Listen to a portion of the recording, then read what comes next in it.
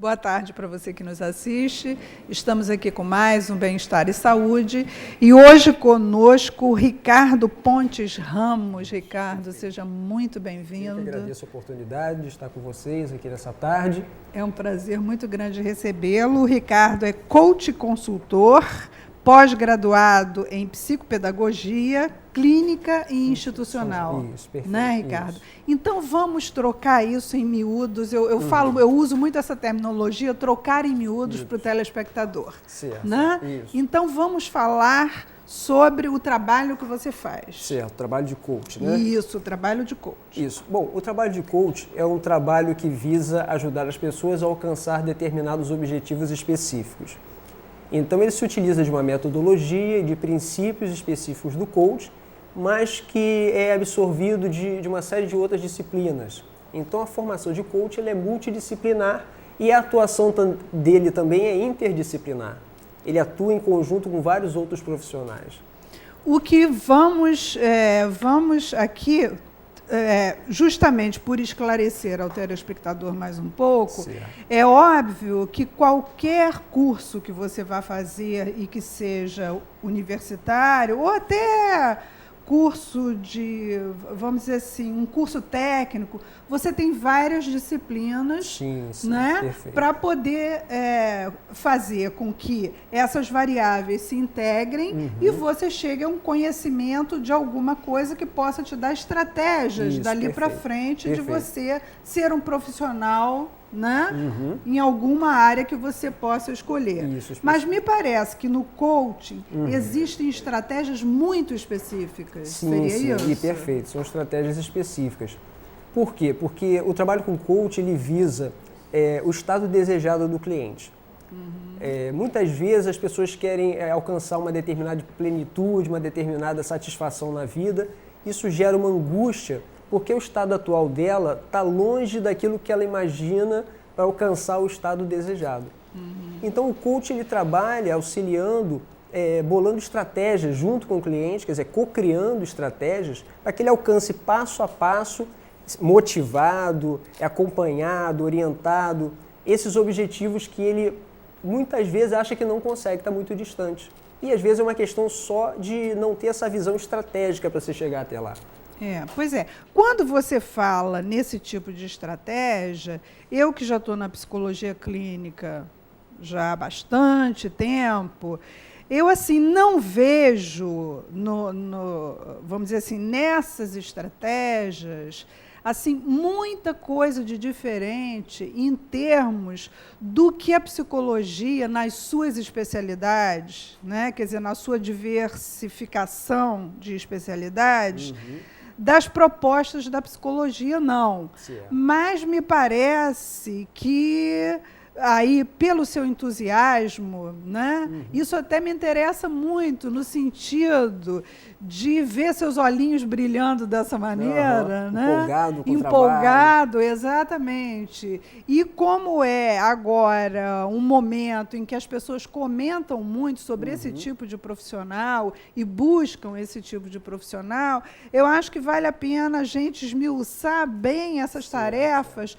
para o telespectador poder entender direitinho como é que se faz para chegar até lá, né? Exatamente, porque quando você fala em consultoria de uma maneira geral, quer dizer, a psicologia ela tem várias áreas em que ela presta essa consultoria. Com certeza. E, aliás, muito bem feita. Né? Sim, sim. Quer dizer, você tem a psicologia clínica, tem a psicologia social, tem a psicologia do esporte, tem a psicologia empresarial, tem a psicologia do trânsito.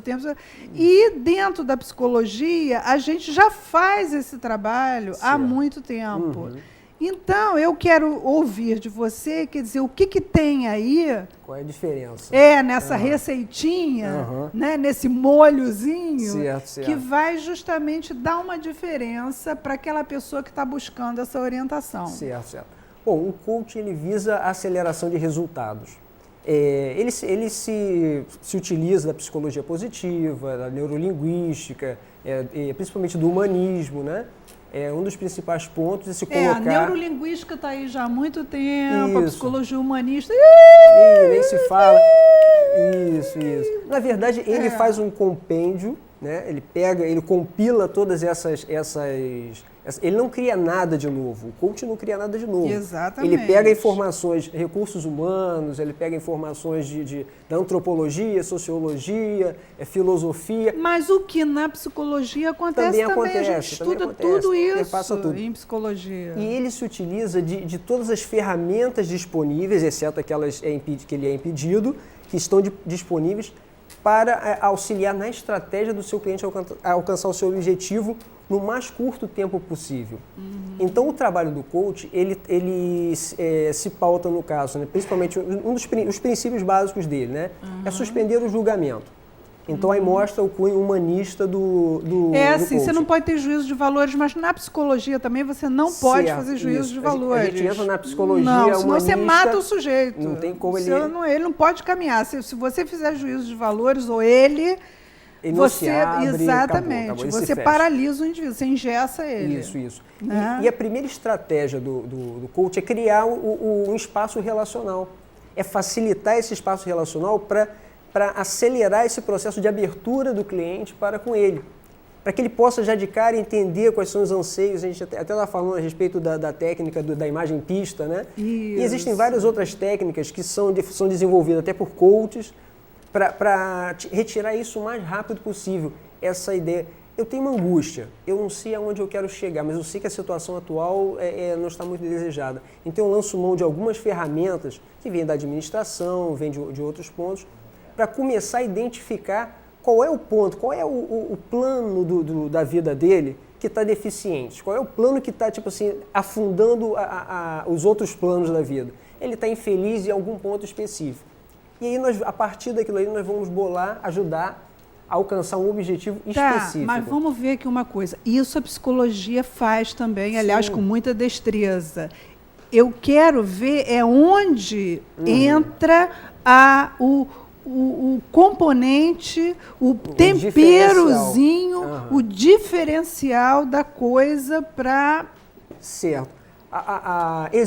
Claro, existem várias vertentes de psicologia, né, como a doutora falou em psicologia clínica.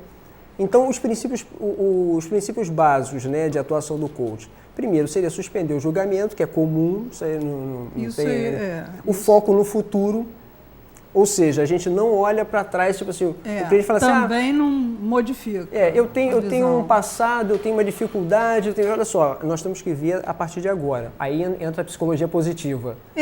Mas a psicologia positiva também, olha, eu me preocupo muito da seguinte forma, olha só, atualmente, nós vivemos numa sociedade de consumo, concorda? Perfeito. Começou a existir agora um palavrório todo para coisas que já existem há muito tempo, mas que as pessoas começam a dar nomes diferentes para as coisas. Como outro dia eu estava ouvindo uma rádio, eu não sei se era Band News ou se era a CBN. E a pessoa que estava sendo entrevistada estava dizendo, não, porque a gente não pode dizer que é errando que se aprende, porque não é errando que se aprende, mas é óbvio que sim. Não, é porque a gente tem que aproveitar o erro para... Gente, mas ele não está informando nada de novo, ele não está... O fato é que é o seguinte, se você não tiver experiências, você não aprende coisa nenhuma. Exatamente. Então, se a gente disser é errando que se aprende, por que não? Bom, não, mas é aprendendo diferente que se aprende. Sim, mas não é a mesma coisa? No frigir dos ovos... Bom, mas nós sabemos que cada pessoa tem uma forma particular de aprender, né? Isso aí é inegável. A experiência é na interação que as pessoas se desenvolvem. Isso aí é inegável. Exatamente. Então, algumas denominações, algumas ramificações, no final das contas, vão levar à mesma essência da aprendizagem.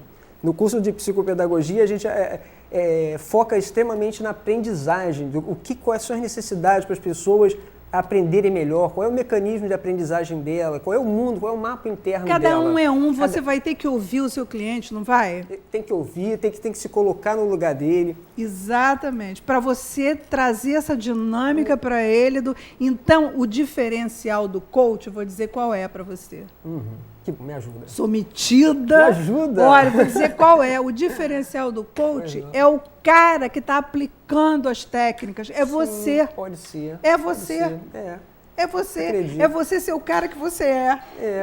Isso, perfeito. É você ser intuitivo, é você ser sacador, é você bater o olho no cara e dizer. É a análise que você vai fazer do seu cliente que vai te dar a dinâmica toda que você vai aplicar na coisa. E é isso que vai te dar, exatamente. Isso, perfeito. Exatamente. Então, o diferencial é você, Obrigado. Ricardo. Eu vou utilizar isso em outras ocasiões. Aprendi agora. Olha, pode ter certeza.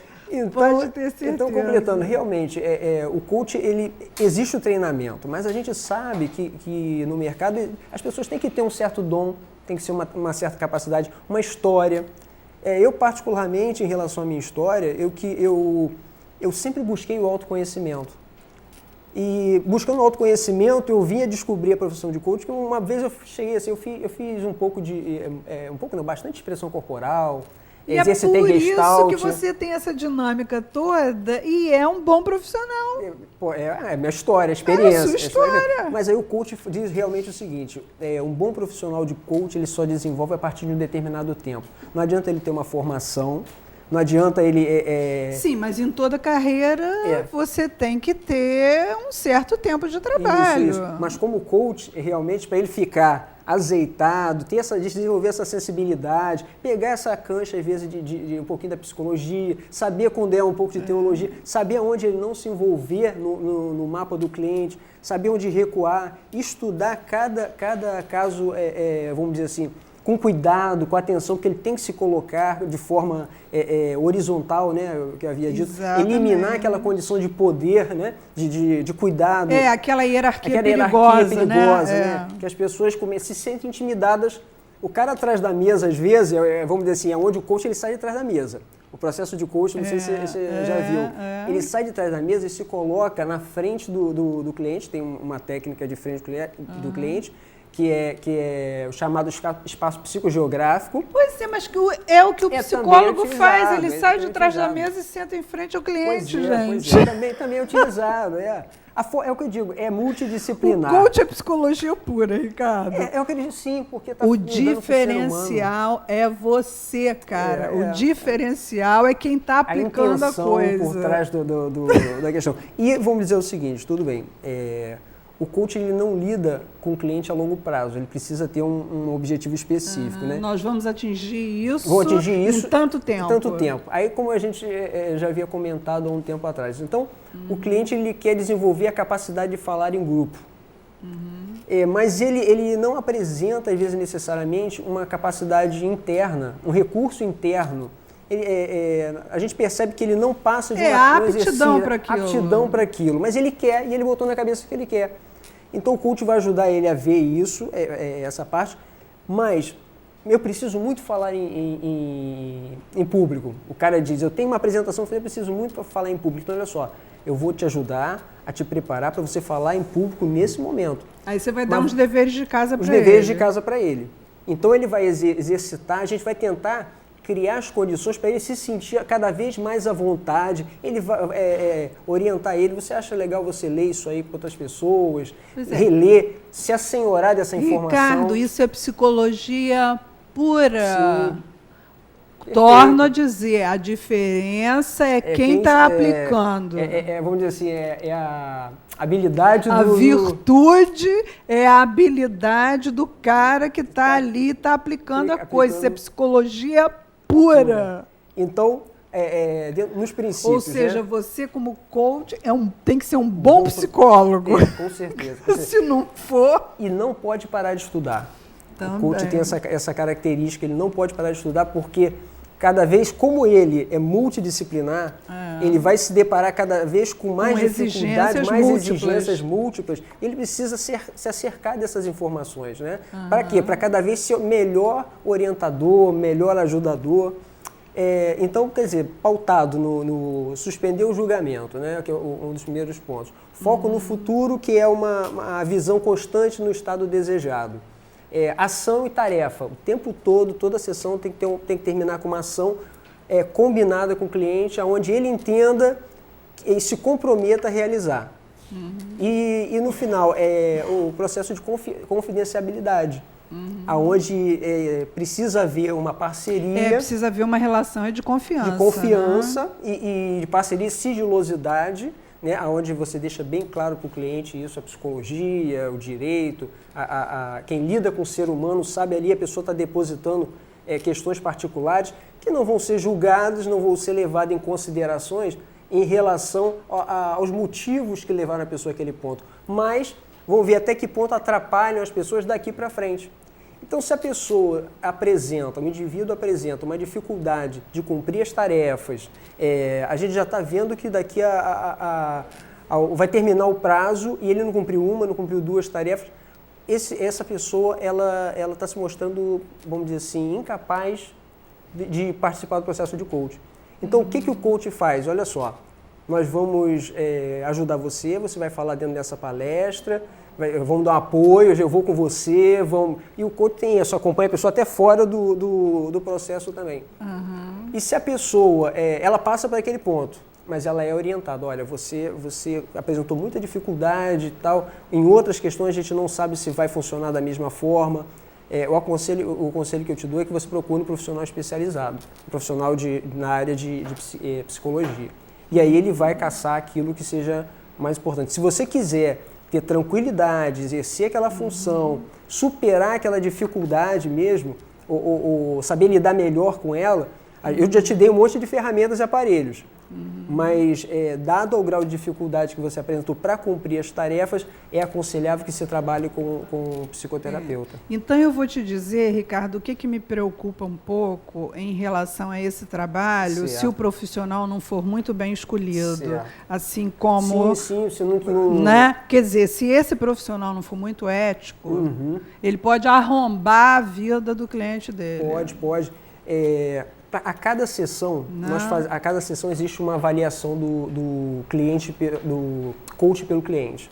Nós temos um relatório, então toda sessão o cliente vai dizer o que ele aprendeu, qual foi o aprendizado dele naquele bate-papo, né? A gente trabalha muito com perguntas socráticas, poderosas, que são para fazer ele raciocinar a respeito. E é feita uma avaliação a 2. É feita uma avaliação, pode ser feita uma avaliação a 2. Os dois vão chegar a um determinado ponto. E no final ele vai dizer, olha, eu tive uma dificuldade de entender o diálogo com aconteceu há pouco tempo, o diálogo ficou difícil porque o assunto era complexo, mas eu trabalho junto com o cliente para que ele tenha essa liberdade de dar o meu feedback. Eu falo assim, olha, é importante para mim, para o meu aprendizado. Porque esse feedback ele tem que rolar o tempo todo, né? Rola o tempo todo, entre eu e ele. Então, no final das contas, ele vai me dar o meu feedback e eu vou dar o feedback para ele vai fazer o tempo todo uma avaliação do trabalho. E no final do trabalho, ele vai dizer o êxito dele, tudo que ele aprendeu. O trabalho encerra-se com uma avaliação final do cliente sobre o trabalho que ele conseguiu realizar, se ele alcançou o objetivo, quais foram as deficiências, e aquele material serve tanto para o aperfeiçoamento do coach, como para ver se o coach até vai, vamos dizer assim, se obrigar em determinados pontos a dar umas sessões extras para cobrir aquilo que ele não conseguiu. Isso é um trabalho ético. O coach tem um código de ética. Com certeza, porque eu tenho ouvido algumas informações, até de pessoas que eu atendo, já ouvi algum comentário sobre isso, de pessoas não muito éticas, não deixando as coisas, na realidade, bem esclarecidas, certo. E o cliente ficando ali, sabe, sem saber qual é a direção a ser tomada e preso a relação comercial da coisa. Entendi,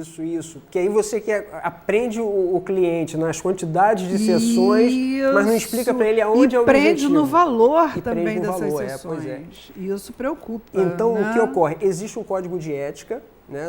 Inclusive no meu blog tem o código de ética, estou até organizando um site mais organizadinho, que o cliente ele é orientado a ver, a acompanhar. se ele se sentir lesado em qualquer momento, ele tem as entidades Pois que são... o que ele faria se ele sentir que no andar da carruagem ele está se sentindo lesado de alguma forma? Estão sonegando informações a ele, estão dizendo uma coisa e não é bem aquilo, e fazendo outra completamente diferente. Olha, aí nós entramos no caso vamos dizer assim, do cirurgião plástico. Dos profissionais que têm uma formação de especificidade, mas eles têm uma formação básica de outra. Então, o que precisa é o seguinte, tem que se avaliar o profissional. Avaliar o profissional, o histórico do profissional, a experiência. Olhar. Eu acho que acima de tudo indicação. Olhar quem está indicando. Os relatórios. Eu poderia ver alguns relatórios, porque o relatório que vai enviado para o ICF, a pessoa pode ter, é um relatório de procedimentos e resultados. Nós temos um formulário que é de autorização de divulgação de trabalhos com êxito. Então, que o cliente, se ele gostar, se estiver satisfeito, ele assina aquilo ali no final e permite que a gente comente, mas sem entrar em detalhe das particularidades. Ele lê o relatório e fala assim, olha, eu posso utilizar esse relatório? Estou de acordo, não estou de acordo. Não estou de acordo, você está de acordo? Tipo assim, eu não preciso explicitar seu nome, ou posso explicitar seu nome, é você que sabe. Aí a pessoa, não, eu quero que, pode falar, mas não fala meu nome. Eu falo, tudo bem. E através daquele relatório, outras pessoas podem analisar, o senhor tem uma pasta de relatórios sobre os procedimentos de coach, relatório de procedimentos e resultados, e a pessoa vai lá, então, olha aqui e veja. Então, aí vê as opiniões dos clientes anteriores, essa é uma forma. Porque o que eu quero saber especificamente de você é como é que o cliente contrata o serviço do coach. Ele faz um contrato com ele? Eu, no caso, trabalho com contrato. Eu trabalho com contrato com tempo determinado, objetivo determinado, definido. Gosto de fazer um programa direitinho. Cada sessão eu vou trabalhar determinadas coisas específicas. O que ocorre com o coach, às vezes, é que no meio do processo descobre-se uma necessidade de trabalhar uma outra ferramenta diferente. Sim. Então, um exemplo. A pessoa ela tem dificuldade de lidar com as tarefas. E aí você descobre que o problema dela é a administração de tempo. Ela está dando prioridades, ela só está trabalhando a outras coisas, só trabalha a nível de emergência, tudo que está emergencial. Por que ela está fazendo isso? Por que ela está procrastinando? Por que ela está se sabotando? Por que ela está sabotando? Aí ela faz nós temos alguns formulários, algumas perguntas, que vai fazer ela refletir. E aí a pessoa chega à conclusão, realmente, nesse ponto eu percebo que eu podia entregar agora, mas eu enrolei, entreguei no final. Tem um problema aí. Se ela faz sempre isso, ela tem que ser encaminhada com um psicólogo, um terapeuta de psicologia. Por quê? Ela não sabe o que está acontecendo e ela não sabe como lidar com isso, e não é trabalho do coach. O trabalho do coach é um objetivo específico. Então, e se ela se sentir, vamos dizer, lesada de alguma forma? Mas aí você está vendo que ela já vai gastar aí 2 vezes, porque ela vai gastar com o contrato da consultoria, né, com o coach, e ainda vai ter que procurar um terapeuta, quer dizer, olha... Mas aí no meu contrato existe uma coisa muito clara, e pelo menos esse contrato eu peguei o formato do IBC. Ele diz claramente, coach não é psicologia, não é terapia, não é tratamento, não é medicina, não é nada disso. E tem lá as especificações do que o coach pode fazer e o que o coach não pode fazer. Não, eu diria que o coach é maciçamente psicologia. Eu não diria que não é. Só não é psicologia clínica, mas é psicologia, só psicologia, psicologia. Sim. Antropologia, a gente em psicologia estuda.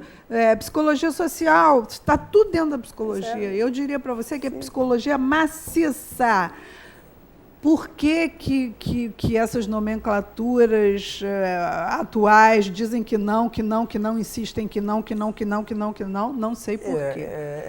E talvez justamente por aquelas matérias proscritas pela psicologia.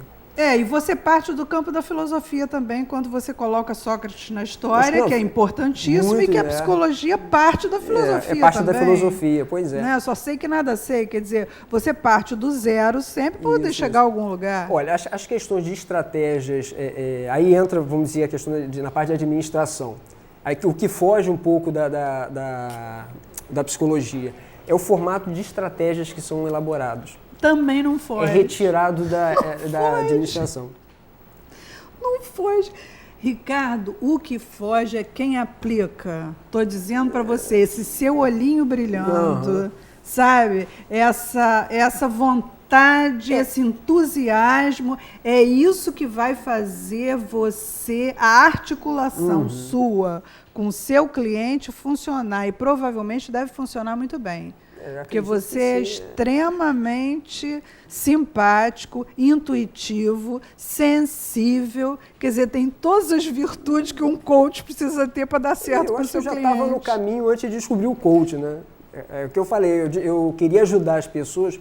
Quando eu descobri, até voltando ao assunto que eu tinha começado. Por isso que você faz isso bem. Pois é, quando eu comecei a pensar em ajudar as pessoas, que eu trabalhei na parte de administração, publicidade, a minha técnico em publicidade, primeira coisa que eu fiz, depois imagem pessoal, formação, e aí mas tudo procurando o autoconhecimento e o desenvolvimento. Como é que eu posso ajudar a potencializar as pessoas?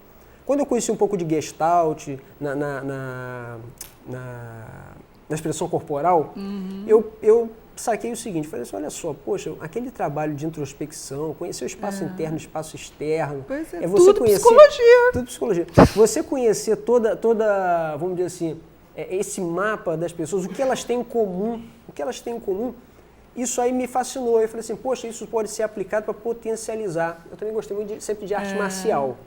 Então, eu sempre pensei o seguinte, sempre fiz arte marcial. Ou seja, você é aquela pessoa talhada para a profissão. Vou te dizer por quê. Porque você, acima de tudo, é uma pessoa que é sempre voltada para o seu autoconhecimento. Sim. E porque você se conhece muito, você pode chegar a conhecer muito o outro. À medida que você se conhece, exatamente, é à medida que você pode chegar a conhecer o outro. E você tem muito isso. Eu acredito que sim, eu acredito que me levou a procurar uma profissão que tivesse a ver mais com a minha personalidade. Isso, você está identificadíssimo com o que você está fazendo.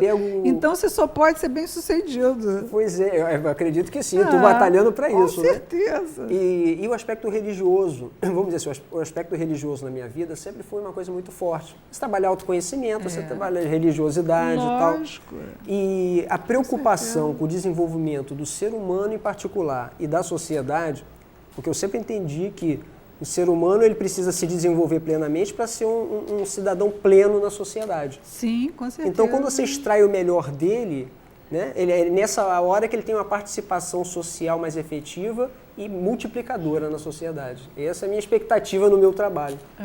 E é por isso que você, eu acho que, olha, eu dá até vontade de fazer umas consultas e de trocar umas ideias. Mas realmente, olha, você passa vamos dizer assim, um impulso. Não gosto de falar muito de energia, não. Esse pessoal que fala de energia, gente, energia negativa não existe.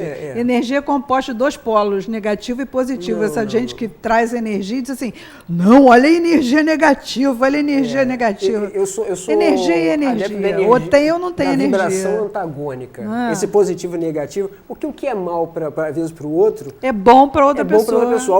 Para alguém é bom e para alguém é mal. Não, a gente não pode botar isso numa generalização. Não há desgraça que não traga um benefício. Eu não sei quanto tempo a gente tem. Já zeramos. Mas existe, tem aquela parábolazinha que aquele do monge que joga a vaquinha do presépio. Você conhece essa? Então vamos para encerrar. Pois é, então é o seguinte, ele na realidade, ele vê uma família passando fome, cheia de dificuldades. E aí, no final das contas, ele vê que todo mundo depende daquela vaquinha para o leite daquela vaquinha. Na hora de ir embora, ele pega e joga a vaquinha embora, no precipício. Aí o assistente dele pergunta assim, mas mestre, agora eles vão morrer. Aí o mestre ficou agoniado com aquilo e eles foram embora. Um belo dia, o discípulo resolve voltar para ver. Quando ele chega lá, vê uma casa bem acabada, muito bem terminada, todo mundo muito bem. Quando ele vai descobrir o porquê, o pessoal fala assim, depois que jogaram a nossa vaquinha caiu do precipício, fulano teve que arrumar um trabalho na cidade, Beltrano aprendeu a capinar, o outro aprendeu a plantar e a gente a desgraça trazendo os benefícios. Pois é. Muito obrigada pela sua presença. Eu que agradeço. Estamos aqui à disposição. Sempre que precisar. Volte outras vezes. Tá joia. Mesmo que seja com outros temas que a gente aborde. Tá? Tá bom, com certeza. E ó, para você que nos assistiu, meu beijo, até o próximo programa.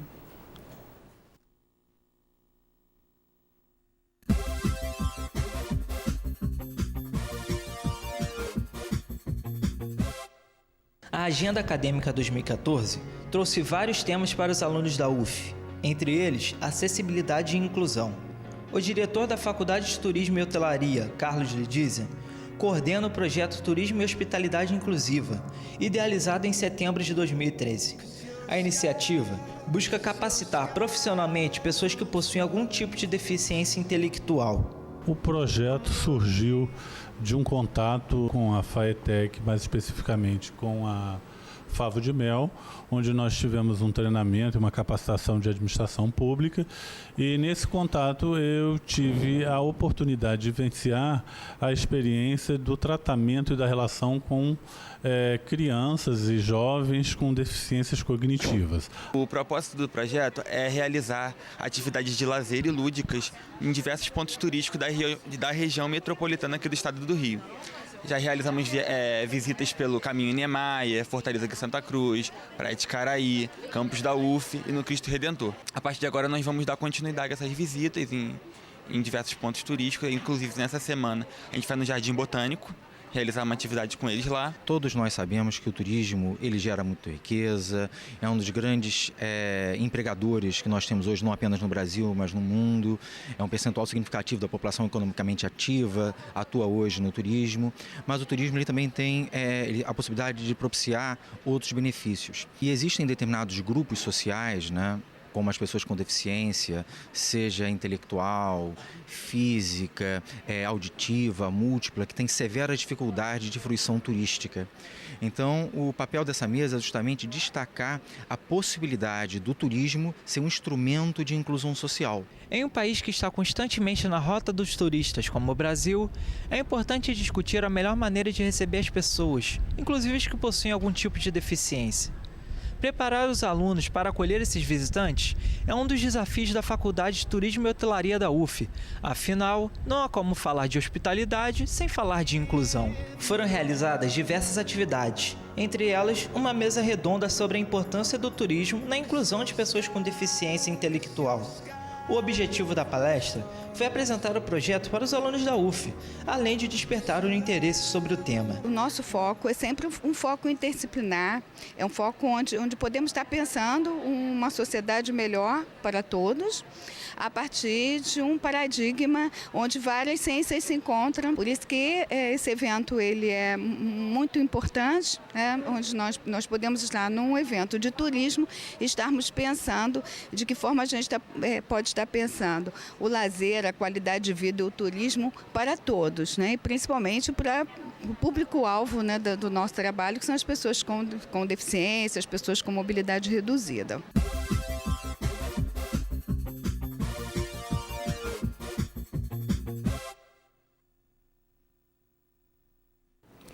Senhores telespectadores da UniTV e TV O Fluminense, muito boa tarde.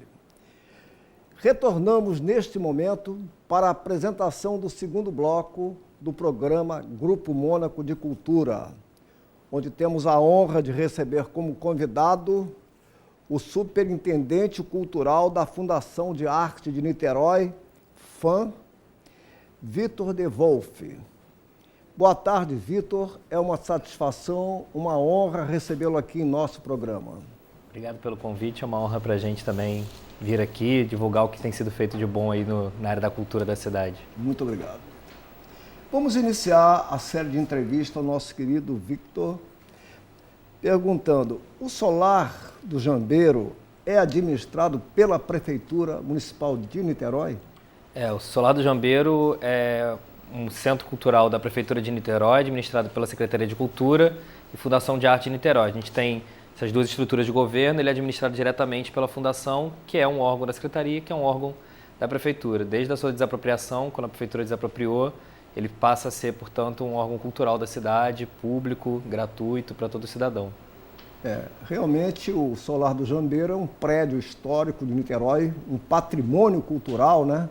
Eu quero até mostrar aos telespectadores da TV UniTV e TV O Fluminense a foto desse belíssimo solar do Jambeiro. O solar do Jambeiro foi palco de inúmeros eventos culturais. Lá presenciei inúmeras solenidades, exposições. Realmente é uma das grandes maravilhas aqui do nosso município. Eu queria saber, Vitor, qual a importância histórica do Solar do Jambeiro para a cidade? O solar ele faz parte desse conjunto de casarões antigos de Niterói, que fazem parte de um conjunto arquitetônico muito importante da cidade. Ele é um prédio tombado pelo IPHAN, então você já demonstra que ele tem um interesse arquitetônico nacional, não só para a cidade de Niterói. É tudo feito de azulejos portugueses, os telhados todos pintados à mão, também por artistas portugueses, foi feito originalmente, né, por portugueses. E ele passa a fazer parte de um conjunto aqui dessa região do Ingá, São Domingos, Boa Viagem, onde está a história da cidade, né? Niterói, sua parte mais imperial, né? Onde estava a casa de Dom João, que era na Praça de São Domingos. Enfim, a casa dos Bartoldes, como depois foi conhecida, que é o Solar do Jambeiro, ela passa a ter uma importância arquitetônica, tem um conjunto do seu entorno. Hoje em dia você vê na frente dele também a casa que é o atual Museu Janete Costa de Arte Popular, foi feito pela mesma pessoa, né? Quem construiu os dois foi a mesma. Você vê ele que é um conjunto, né? Há uma uniformidade arquitetônica ali. E ele passa a ter uma importância histórica, porque ali se desenvolveu, né, essa ideia de antigamente que nós tínhamos as famílias com seus funcionários, né, as pessoas que trabalhavam naquela casa, como que era essa vida de antigamente, dessas grandes mansões que existiam na cidade. A grande maioria foi derrubada, já não existe mais hoje em dia. Mas o solar permanece originalmente, está lá na sua originalidade. Perfeito. O Palacete São Domingos foi demolido em 1904. Ali era um palacete importante, histórico, né? Realmente nós temos aqui vários prédios, como podemos citar a Casa Norival de Freitas, também um prédio antigo. Uhum. Bom, como o trabalho do DDP, que funciona no solar, pode ser considerado fundamental para a memória de Niterói? Queria que você nos colocasse essa... O solar é interessante porque, como ele tem um espaço físico grande, ele foi abrigando alguns setores dentro da Secretaria de Cultura ali dentro. O DEPAC, que é o Departamento de Proteção Artístico-Cultural, fica lá no Solar do Jambeiro, num prédio anexo. E o DDP também, com um departamento nosso, Divisão de Documentação e Pesquisa, que fica também no prédio de trás, na casa anexa atrás. Para nós é como se fosse um mini arquivo público da cultura. Se a gente pudesse fazer uma comparação, é como se tivesse um arquivo público municipal da área da cultura alojado dentro desse setor. Ali a gente desenvolve um trabalho de documentação da cidade, como o próprio nome já diz, né? E a gente tem um acervo riquíssimo, né? A gente tem acervos fotográficos centenários da cidade, diversas coleções a gente tem ali guardados. Então, os funcionários desenvolvem um trabalho de conservação desse material, a limpeza dos slides, né? Do material fotográfico antigo, como tem, e também a guarda daquilo que foi produzido pela Secretaria de Cultura. Então você vai ter ali todas as agendas culturais da cidade, desde a sua criação tem ali dentro, jornais da cultura que já foram lançados tem ali arquivado, tem todo um trabalho de documentar. Atualmente, inclusive, nós adquirimos para o DDP um filme, uma película de alguns minutos que nos foi apresentado de 50 anos atrás, que foi feito um documentário sobre Niterói. Era um documentário para televisão, né, para ser vendido para televisão, a gente não sabe se foi vendido ou não, mas ele foi feito por um produtor independente para vender à prefeitura. Esse documentário se perdeu, a gente conseguiu recuperar, está agora fazendo o restauro dele com o governo federal, junto ao Ministério da Cultura, a gente pediu para eles ajudarem a gente a fazer o restauro. Ele está no acervo também do DDP, então ele está sendo não só um acervo fotográfico,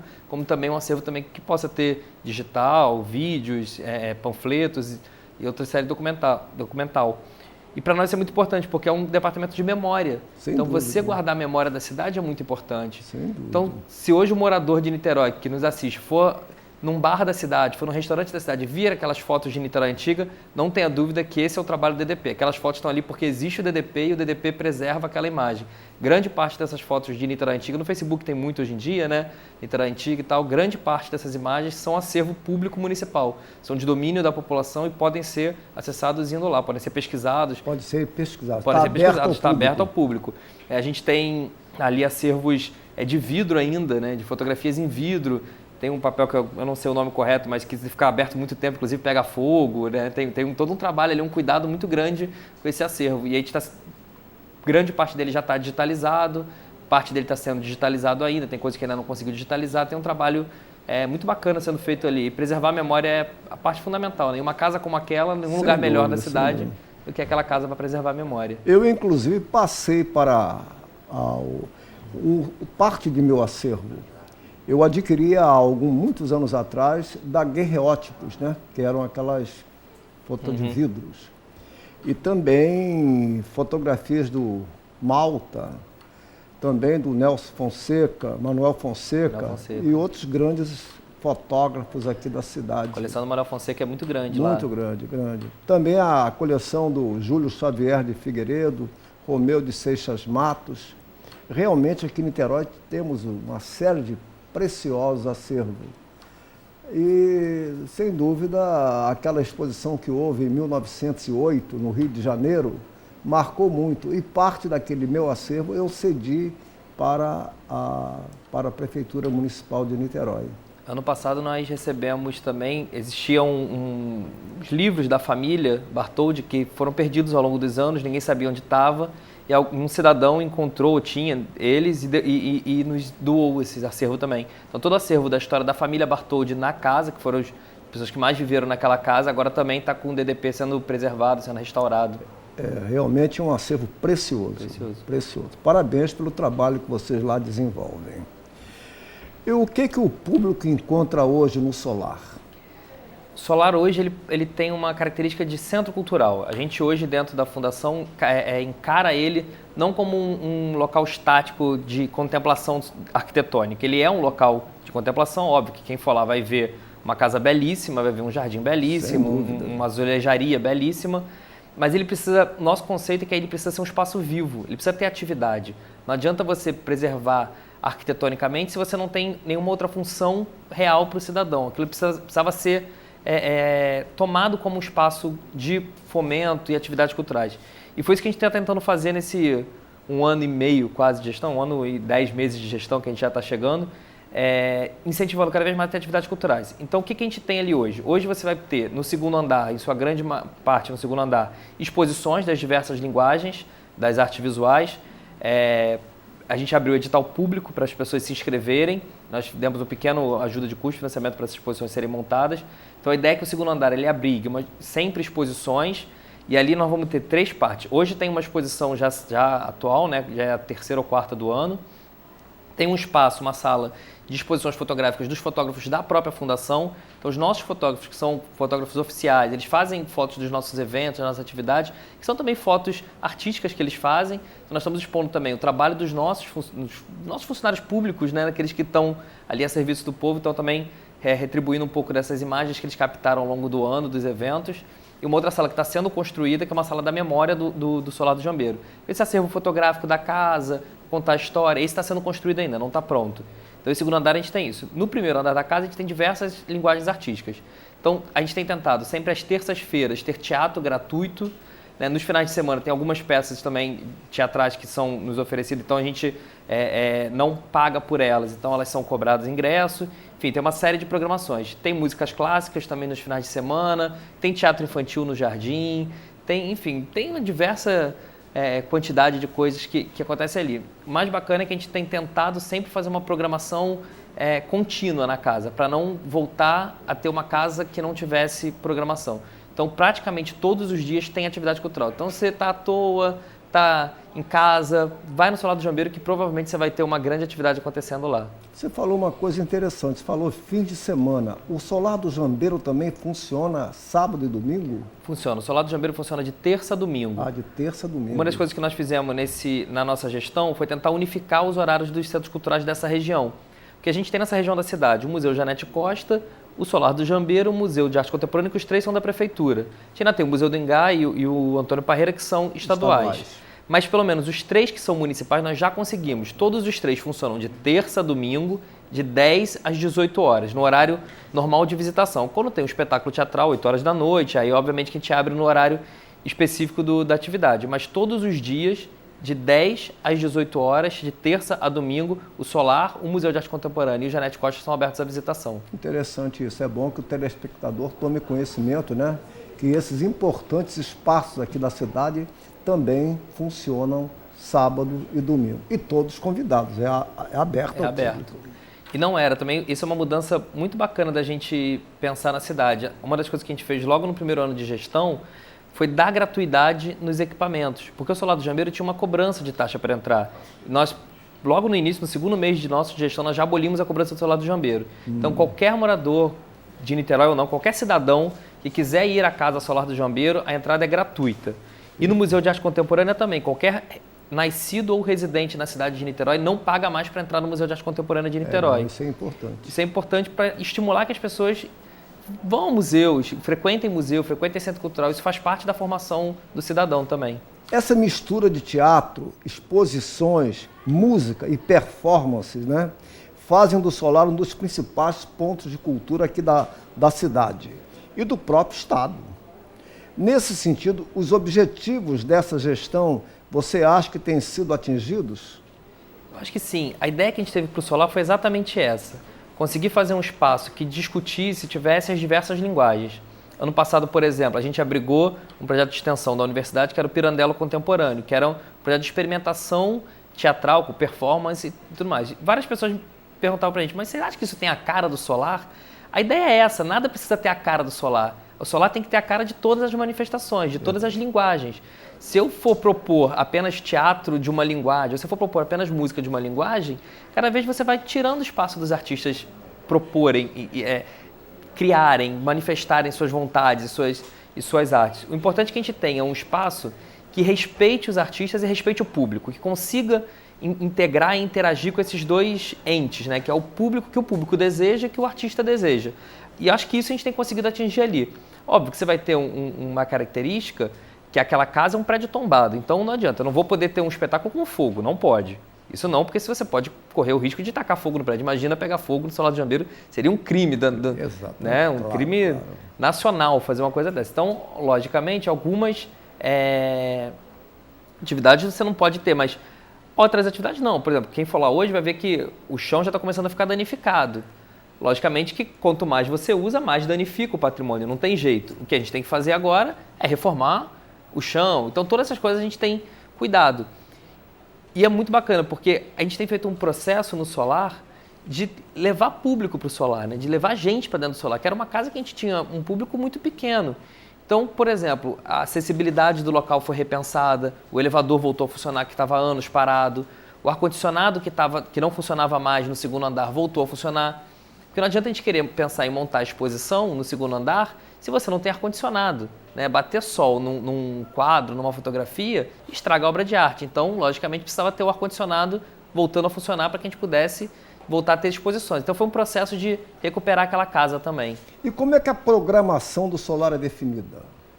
Fale um pouco sobre a política de editais das ocupações de artes visuais. O Solar ele é composto, ele ainda está numa forma dupla de composição. A gente acredita na nossa gestão, a gente tem trabalhado na gestão na crença de que cada vez mais nós precisamos democratizar o acesso tanto ao recurso público como à pauta dos equipamentos públicos. Não adianta a gente pensar em transformar a relação produtor-artista com o serviço público sem pensar nessa questão dos editais. Hoje a forma mais democrática que foi pensada e foi criada são os editais públicos, né? Os acessos via edital.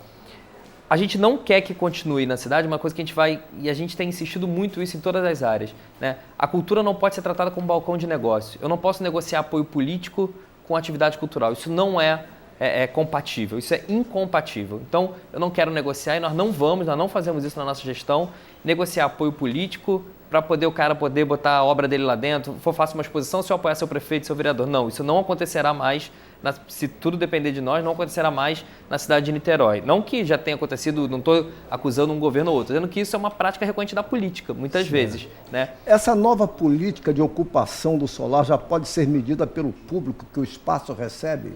Sem dúvida. E aí só a questão do edital, a gente tem feito na pauta, uma pauta ainda que pessoas que demandam para a gente e parte ser edital de ocupação. Ainda não está totalmente. As exposições já são todas por edital. Por edital. Por edital. Todas as exposições desse ano foram feitas por edital público. A música clássica a gente tentou, não deu muito certo, nós vamos ainda adequar para o ano que vem, e do teatro nós vamos abrir para o edital do ano que vem. E quanto ao público, isso é maravilhoso. Quando a gente faz a medição do público do Solar do Jambeiro, eu acho que nenhum outro centro cultural, tirando o MAC, porque o MAC é incomparável com qualquer coisa em Niterói, o MAC é o símbolo da cidade, você não consegue comparar o MAC a nada na cidade, porque é algo assustador. O Solar do Jambeiro é hoje o equipamento cultural, depois do MAC, mais visitado na cidade de Niterói. A gente teve, no ano passado, por exemplo, no 10º mês do museu, quando terminou setembro, nós tivemos mais visitantes em 10 meses do que nós tivemos nos 4 anos anteriores somados, né, fazendo a comparação de gestões. Né? Lógico, isso é um desencadeamento de uma série de fatores. A gratuidade, logicamente, influencia, isso não tem dúvida que influencia. A programação cultural, de você fazer uma programação contínua, logicamente, influencia.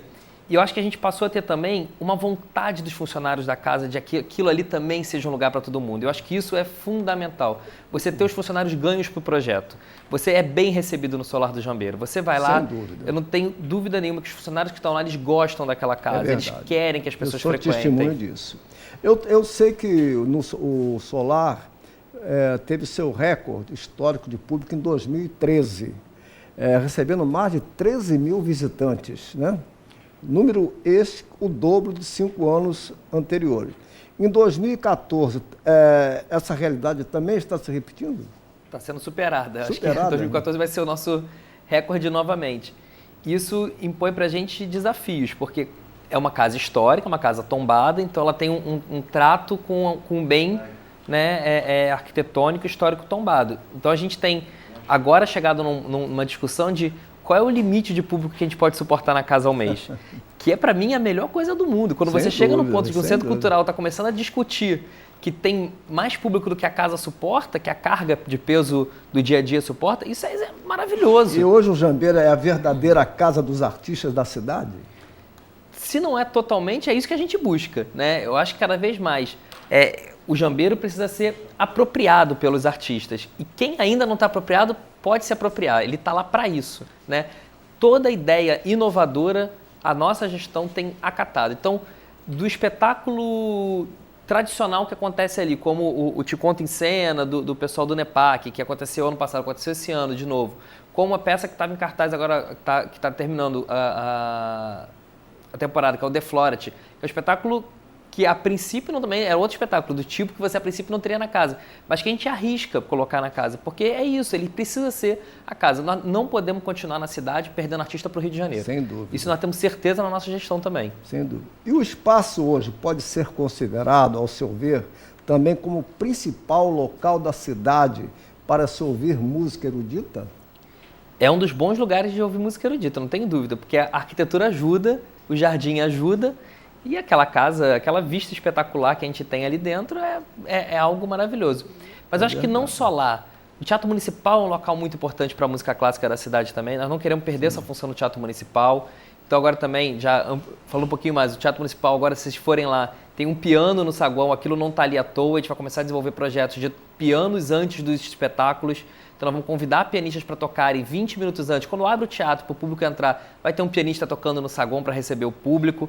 E a ideia é de cada vez trabalhar mais isso. Se a gente tem um projeto como o Aprendiz, né, que é um projeto que ele tem por excelência a música clássica, que forma jovens da cidade a serem artistas, a tocarem, a estimularem seus dons artísticos da música, como que a gente não vai ter a música clássica também como um dos focos da nossa administração? O Solar do Jambeiro é um local ótimo para isso.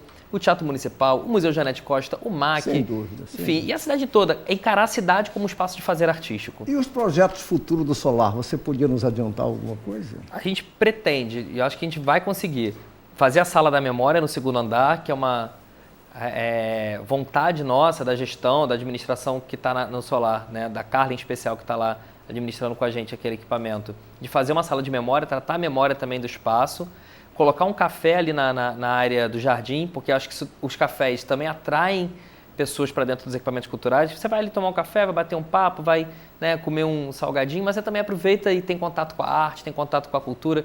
isso ajuda a transformar a vida das pessoas. Esses são os dois focos principais. E transformar toda a programação em edital público.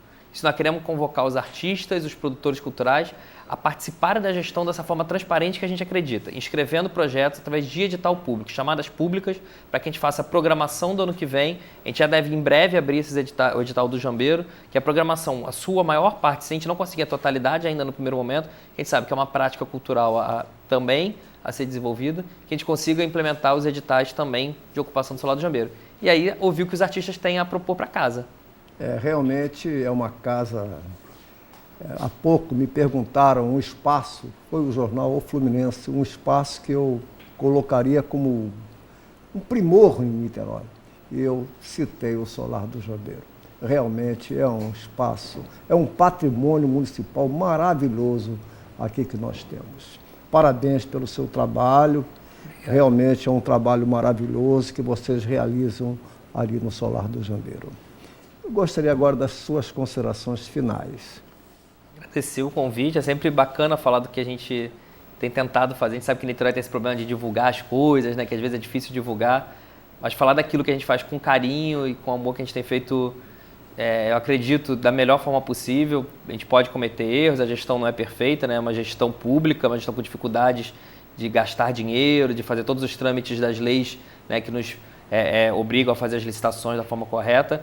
Mas a gente tem tentado cada vez mais transformar a cidade como uma cidade de fazer artístico. Os equipamentos culturais são a ponta dessa política cultural, mas também a cidade como um todo. A rua é um local de fazer artístico, a praça pública é um local de fazer artístico. Cada vez mais a gente quer que as pessoas façam isso, né? Como o Antônio Parreira fazia no passado, que saía pintando pela cidade, que as pessoas voltem a pintar pela cidade, que as pessoas voltem a cantar pela cidade, voltem a fazer poesia pela cidade. Que a gente tem uma cidade cada vez melhor para as pessoas morarem, cada vez mais artística também.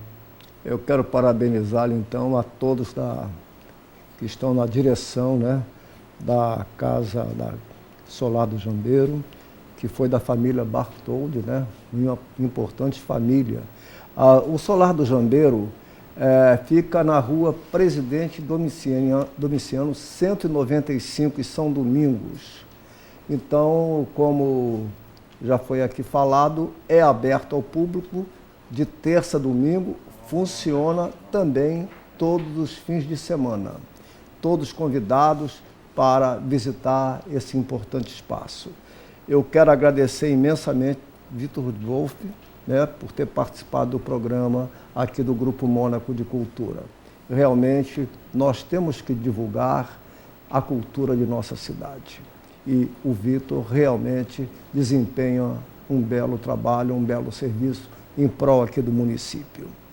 Bom, despeço-me agradecendo a presença do superintendente cultural da Fundação de Arte de Niterói, Vitor Wolff, aqui em nosso programa. E também aos nossos queridos, distintos telespectadores. Muito obrigado e até a próxima, se Deus quiser.